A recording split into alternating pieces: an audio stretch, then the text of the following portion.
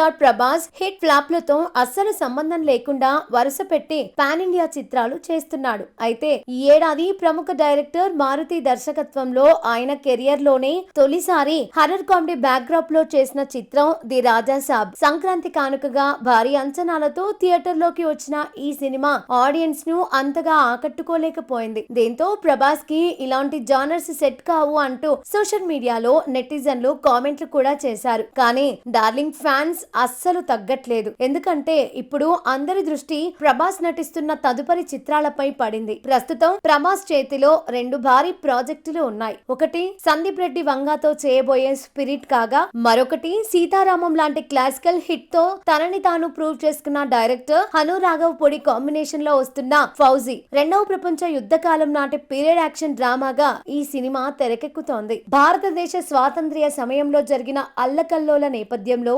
తిరుగుబాటుదారుడిగా మారిన ఒక British Indian army సైనికుడి కథతో హను రాఘవ్ పొడి ఈ చిత్రాన్ని అద్భుతంగా ఆవిష్కరిస్తున్నారు.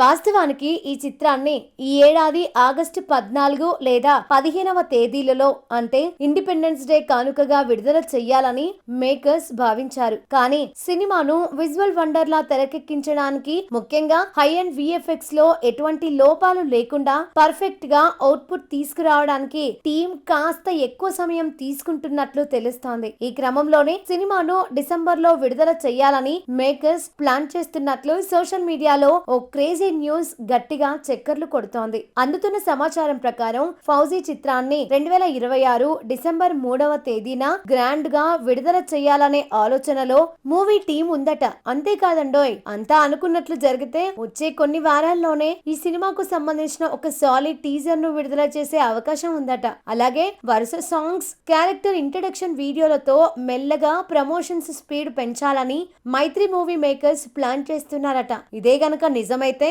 త్వరలోనే ప్రభాస్ ఇంటర్వ్యూల రూపంలో ఆడియన్స్ ముందుకు రావడం ఖాయం. చాలా రోజుల తర్వాత డార్లింగ్ ని ఇంటర్వ్యూలలో చూడ్డానికి అభిమానులు కూడా ఇప్పటి నుంచే ఇంట్రెస్ట్ చూపిస్తున్నారు.